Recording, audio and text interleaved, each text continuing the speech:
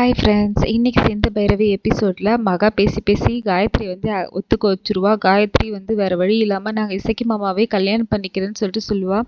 சிந்து பைரவி எல்லாருமே வேண்டாம் காயத்ரி, நீ அவசரப்பட்டு முடிவு பண்ணாத, அம்மா எந்திரிக்கட்டும், நம்ம பேசலாம்னு சொல்லிட்டு சொல்லுவாங்க. காயத்ரி, இல்லை நீ அம்மா எந்திரிக்கும் போது எனக்கு கல்யாணம் ஆகலைன்னா மகா சித்தி சொல்கிற மாதிரி அம்மாவுக்கு ஏதாவது ஆகிடும், எனக்கு அம்மா தான் முக்கியம், நான் கல்யாணம் பண்ணிக்கிறேன்னு சொல்லிட்டு சொல்லுவாள். மகா வந்து நீ சொல்கிறதம்மா கரெக்டு, கண்டிப்பாக நீ உனக்கு கல்யாணம் ஆச்சுன்னா அக்கா பழிச்சுப்பாங்க, அக்காவுக்கு ஒன்றும் ஆகாதுன்னு சொல்லிட்டு இழுத்துட்டு போயிட்டு உட்கார வச்சுருவாங்க. இசைக்கு மனசுக்குள்ளே நினைப்பான், என் கல்யாணம் மட்டும் முடிட்டு இதுக்கப்புறம் நான் தான் எல்லாமே, உனக்கு இந்த சொத்துக்கு எல்லாமே நான் தான், இதுக்கப்புறம் நான் வைக்கிறதா சட்டம்னு சொல்லிட்டு பயங்கரமாக மனக்கணக்கு போட்டு பயங்கர வில்லன் மாதிரி பயங்கரமாக பேசிகிட்டு இருப்பான். மனசுக்குள்ளே எல்லாம் நினைப்பான். இங்கே சரின்னு எல்லாருக்கும் ஃபோன் ட்ரை பண்ணுவான், யாருக்குமே ஃபோன் ரீச் ஆகாது.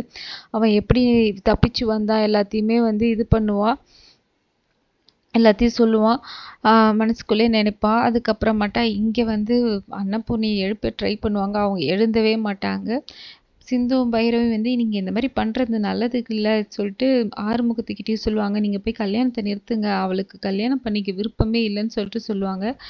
மகா வந்து சிவா போய் பேசுவான், அம்மா அவளுக்கு வந்து விருப்பம் இல்லாத கல்யாணத்தை நீங்கள் பண்ணாதீங்க, அன்னபூர்ணி பெருமா எந்திரிக்கட்டும், அது வரைக்கும் வெயிட் பண்ணுங்கன்னு சொல்லிட்டு சொல்லுவாங்க. உடனே மகா சொல்லுவாள், இங்கே அக்காவுக்கு அப்புறம் நெக்ஸ்ட் நான் அதுதான் முடிவு பண்ணுறனோ அதுதான், இதில் யாரும் தலையிடக்கூடாது, இந்த கல்யாணம் நடந்தே தீரும்னு சொல்லிட்டு இது பண்ணுவாங்க.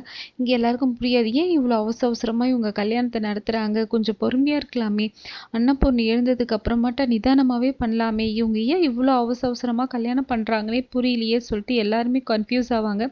இங்கே செழியன் மண்டபத்துக்கு வந்துடுவான். வந்தவொடனே இங்கே இருந்த ரவுடிங்க வந்து அவனை மறுபடியும் அடிச்சிருவாங்க. அடிச்சுட்டு உள்ளே விடவே மாட்டாங்க. அவனும் உள்ளே வர ட்ரை பண்ணுவான், ஆனால் அவனுங்க அடிச்சுக்கிட்டே இருப்பானுங்க. கரெக்டாக அவன் உள்ளே வரும்போது கல்யாணம் வந்து நடந்துடும். கரெக்டாக வந்து இது கல்யாணத்தை இசைக்கு வந்து கல்யாணம் பண்ணிடுவான். கல்யாணம் பண்ணிட்டு நெத்தியில் குங்குமம் வைக்கும்போது அவன் வந்துடுவான். வந்துட்டு காயத்ரின்னு கத்துவான். நோ யூஸ், கல்யாணம் முடிஞ்சிடும். கல்யாணம் முடிஞ்சு அவன் வந்து பொட்டு வச்சிருவான். இதை பார்த்து எல்லாருக்குமே பயங்கர ஷாக் ஆகிடும். காயத்ரியுமே கடைசியாக தான் பாப்பா, இவனை பார்த்தோன்னே அவளுக்குமே ஒரே ஷாக் ஆகிடும். இதோட இன்னைக்கு எபிசோட் முடியுது. தேங்க்யூ ஃப்ரெண்ட்ஸ், பாய்.